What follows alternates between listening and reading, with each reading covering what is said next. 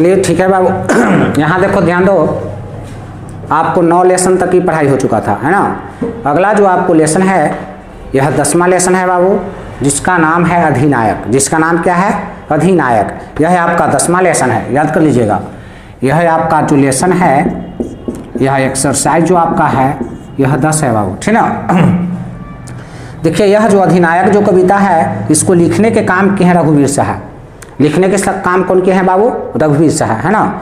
रघुवीर सहाय जी का जन्म 9 दिसंबर 1929 ईस्वी लखनऊ जान में करते हैं। कहाँ पड़ता है? उत्तर प्रदेश में पड़ता है। उत्तर प्रदेश की राजधानी है बाबू लखनऊ, है ना। तो उत्तर प्रदेश में इनका जन्म हुआ था। किनकर? रघुवीर सहाय जी का, है ना। लखनऊ में 9 दिसंबर 1929 ईस्वी में उत्तर प्रदेश में इनका जन्म हुआ था, है ना। कोई दिक्कत नहीं होना चाहिए, है ना। इनका मृत्यु बाबू, इनका जो यह मृत्यु हुआ था वह 30 दिसंबर 1990 ईस्वी, ठीक ना। यह आपका जन्म है, ठीक ना। जन्म 9 दिसंबर 1929 लखनऊ में हुआ था उत्तर प्रदेश में, और 30 दिसंबर 1990 ईस्वी में इनका मृत्यु हुआ था। इनके पिताजी का नाम था हरदेव सहाय। इनके पिताजी का नाम क्या था बाबू? हरदेव सहाय, याद कर लीजिएगा, हरदेव सहाय, ठीक ना। इनके पिताजी का नाम क्या था? हरदेव सहाय, ठीक ना। हरदेव सहाय एक शिक्षक हैं। पूछते का कभी का कि हरदेव सहाय क्या है? तो शिक्षक हैं। क्या है? शिक्षक, है ना। शिक्षक का मतलब पढ़ाने का काम करते होंगे, है ना। तो हरदेव सहाय जी एक शिक्षक थे, है ना। हरदेव सहाय जी एक क्या थे? शिक्षक थे, है ना। यहाँ तक तो किसी प्रकार का कोई दिक्कत नहीं होना चाहिए, है ना। चलिए कहता है कि रघुवीर सहाय जी को, इनको भी हुआ भारतीय साहित्य अकादमी पुरस्कार मिल चुका है। कभी काल पूछ सकता है कि रघुवीर सहाय जी को भारतीय साहित्य अकादमी पुरस्कार मिला है कि नहीं? तो मिल चुका है इनको, भारतीय साहित्य अकादमी पुरस्कार इनको मिल चुका है। और वह मिला है एक रचना पर, और उस रचना का नाम है लोग भूल गए हैं। उस रचना का नाम क्या है? लोग भूल गए हैं। उस रचना का नाम क्या है बाबू? लोग भूल गए हैं। उस रचना का नाम है बाबू लोग भूल गए हैं, ठीक ना। यह लोग भूल गए हैं, इस रचना पर इनको साहित्य अकादमी पुरस्कार मिला है। इनको कौन पुरस्कार मिला है? साहित्य अकादमी पुरस्कार। साहित्य अकादमी पुरस्कार इसी रचना पर मिला है, साहित्य अकादमी पुरस्कार, ठीक ना। कभी काल पूछ सकता है कि रघुवीर सहाय जी को किस रचना पर साहित्य अकादमी पुरस्कार मिला है? तो लोग भूल गए हैं, है ना। इसके अलावा और भी इनका रचना है हंसो हंसो जल्दी हंसो। यह भी इनकी रचना है। कभी काल पूछ सकता है बुआ कि हंसो हंसो जल्दी हंसो, है ना।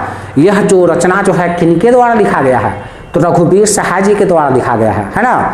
इसके अलावा है बुआ आत्महत्या के विरुद्ध, आत्महत्या के विरुद्ध भी इनकी रचना है।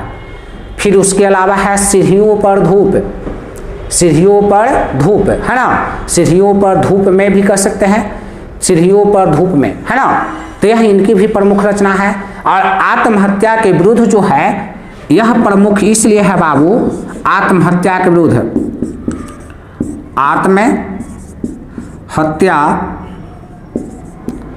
आत्महत्या की विरुद्ध आत्महत्या के विरुद्ध जो है यह इसलिए प्रमुख है कि इसी रचना से यह जो अधिनायक कविता लिया गया है आत्महत्या के विरुद्ध से। पूछ देगा कि अधिनायक जो कविता है किस रचना से लिया गया है? तो आत्महत्या के विरुद्ध रचना से लिया गया है।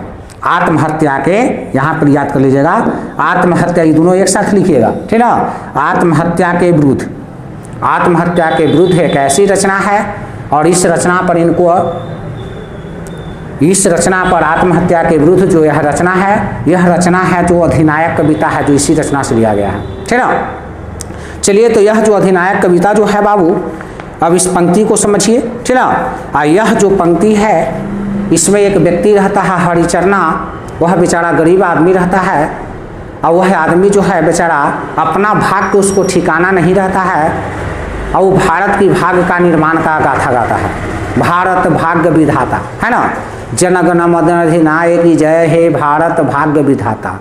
जब जब राष्ट्रीय पर्व होता है वह बेचारा हरिचरना है जो गाता है, गुण इसका गाता है ना। तो कहता है कि राष्ट्रगीत भला वह कौन, वह भारत भाग्य विधाता, अब फटा सुथना पहने जिसका गुण हर चरना गाता। कहता है कि वह हर चरना बेचारा जो है फटा पुरान कपड़ा पहने हुए भारत भाग्य विधाता का गुणगान करता है। यानी जिसका अपने भाग का ठिकाना नहीं है, उसको यह पता नहीं है कि यह हमारा भाग्य किस ओर जा रहा है, और वो भारत की भाग को निर्माण करने का कोशिश कर रहा है। तो कभी काल पूछ देगा बुआ कि हरचरना कौन है और उसकी पहचान क्या है। तो आप कह सकते हैं कि हरचरना बेचारा एक गरीब इंसान है जो फटा पुराना कपड़ा पहने हुए, और उसका पहचान यह है कि प्रत्येक राष्ट्रीय पर्व के दिन वह क्या करता है कि भारत भाग्य विधाता का गुणगान करता है। यही उसका पहचान है, यही उसका क्या है, पहचान है ना। कहता मखमल टमटम बल्भी सुरभि पगड़ी छत्र छवर के साथ, तोप छुड़ाकर ढोल बजाकर जय जय कौन करता है। कहता है कि राजा देखिए, वह जो राजा, जो अत्याचारी जो राजा होता है, जो शासक जो होता है, जिसके अधीन में हम लोग काम करते हैं, तो ना उसका नाम है अधिनायक।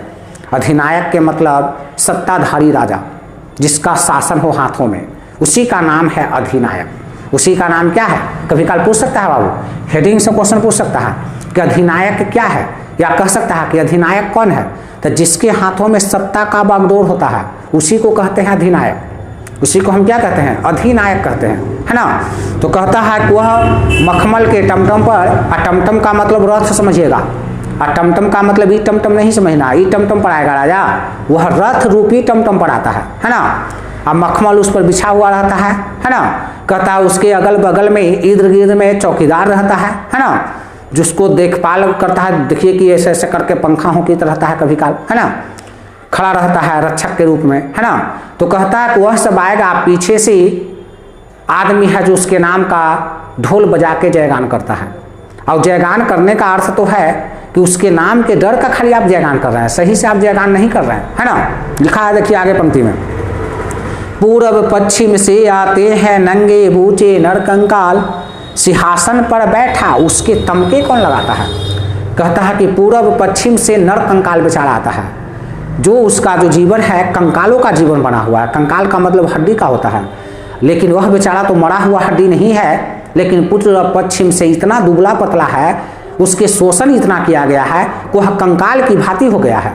इसीलिए कहा गया है कि कंकाल करने से आता है तो पूर्व पश्चिम से आता है। पूर्व पश्चिम से आते हैं नंगे बूचे नंकर का, यानी कह रहा है कि उसके शरीर पर एक भी कपड़ा नहीं है, नंगे दम है, उघाड़े पुघाड़े है, और ऐसा शरीर बना हुआ है दुबला पतला कि लग रहा है कि कंकाल है। क्या है, कंकाल है। वह आता है और कहता है कि सिंहासन पर बैठा तमके कौन लगाता है। कहता है सिंहासन पर बैठा हुआ जो राजा जो होता है अधिनायक, वह झूठ मूठ के तमके यानी मेडल देता है। यानी मेडल आपको 10 रुपया देगा तो 20 रुपया आपसे वसूल कर लेगा। यह मेडल देने का यानी नाम का मेडल देता है, सही मायने में मेडल नहीं देता है ना। कहता है कौन है कौन है वह जनगण मन अधिनायक महाबाहुबली। कहता है वह कौन है जनगण मन अधिनायक, जो महाबाहुबली है, महाबाहुबली है। और कहता है डरा हुआ बेमन से जिसका रोज बाजा बजाता है, और डरे हुए बेमन से उसके नाम का रोज क्या करते हैं, गुणगान हम लोग करते हैं, उसके नाम का रोज बाजा बजाते हैं। बाजा बजाने का मतलब उसका नाम लेना, है ना। मतलब आप नहीं चाहते हैं कि उसका हम नाम लें, लेकिन ना चाहते हुए भी उसका नाम लेना पड़ता है ना। अब मन में भय है कि भला अगर नाम न लेंगे तो सजा दे देगा, ये दे देगा, जेल में डाल देगा, है ना।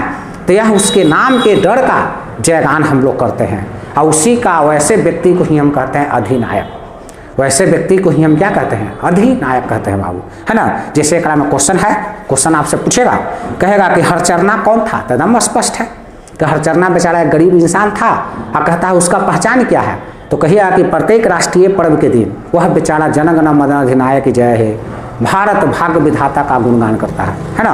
यही उसका पहचान है, यही उसका क्या है, पहचान है। कहता है हरचरना है जो हरिचरण शब्द का तद्भव रूप है। सही बात है, तद्भव का मतलब होता ही है बिगाड़ना। तत्सम से उसको बिगाड़ के जो हम लिखते हैं उसको तद्भव ही कहते हैं, है ना। कहता अधिनायक कौन है, उसकी पहचान क्या है, तो अधिनायक वह है जिसके हाथों में सत्ता का बागडोर होता है, उसी को हम लोग अधिनायक कहते हैं। और उसका पहचान है कि वो टमटम पर यानी रथ रूपी टम पर आता है। रथ रूपी को जी पढ़ाता है टमटम पर, और उसके पीछे से जयगान करता है फलना बाबू की जय, फलना बाबू की जय, है ना। तो यह उसकी पहचान है, यह उसकी क्या है, पहचान है ना। तो यह आपको कविता था। फिर आपको पूछेगा भी, यह भी पूछ सकता है कि डरा हुआ बेमन से बाजा बजाने का कौन काम करता है। तो डरा हुआ बेमन से बाजा बजाने का काम करता है जनता। चाहता नहीं है कि हम उसके नाम का बाजा बजाएं, उसके नाम का गुणगान करें, लेकिन डर से उसका गुणगान करना पड़ता है। डर से उसका क्या करना पड़ता है, गुणगान करना पड़ता है ना। तो यह कविता था बाबू, और यह जो कविता है इसका नाम था अधिनायक। तो इस वीडियो को बार बार देखिएगा, आपको सारा क्वेश्चन आंसर बन जाएगा, है ना। अगर यह वीडियो आपको अच्छा लग रहा है तो बुआ कम से कम देखते घड़ी यह जो चैनल को सब्सक्राइब कर दीजिएगा, और कम से कम यह वीडियो को लाइक कर दीजिएगा, है ना, ताकि टीचर का उत्साह है जो बढ़ता है, पढ़ाने में उसका मन लगता है ना।